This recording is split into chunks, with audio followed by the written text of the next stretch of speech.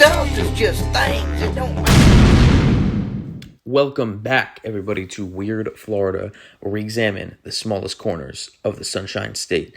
Now, the rules are that these towns must have under 1,000 people living in them. They can't be big tourist areas or suburbs of some big city, and they must have an elected government. They have to be official towns, on the register of towns or whatever. I don't know how that works. But anyways, let's get into it.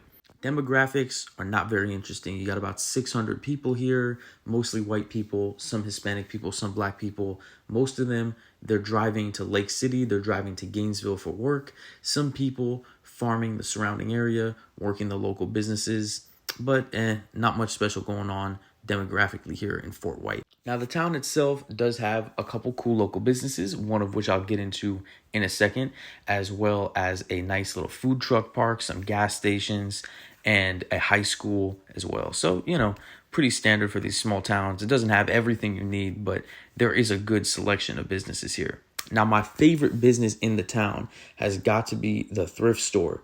Now, this thing is almost like a TARDIS because you look from the outside and it looks like you're just going into somebody's garage.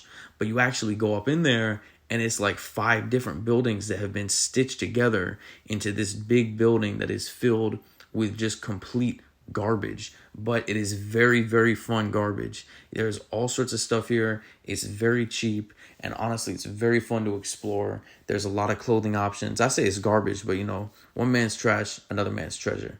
About the history of this place, though, let me get into that. Yeah, what you're looking at here is the Fort White Historic Caboose. The only thing left, and there's a little piece of the railroad station too, of this town's thriving economy that it kind of sort of had back in the early 1900s before there was a major citrus freeze. Now, this town was actually named after a fort during the Second Seminole War, but the peak of this town was when there were orange groves, when there was a lot more timber farming, and then everything kind of declined. They built roads over those railroads, and it kind of fell off. But they've actually picked back up a lot in recent years due to Itchitucknee Springs State Park being in the area, which has attracted a lot of day tourism to the town. Not really overnight stuff, but it does keep people spending money in this area. Now, what you're looking at here is a Sunstop gas station restroom.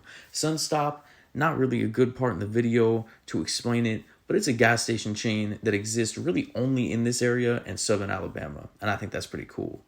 Now, this is the nature.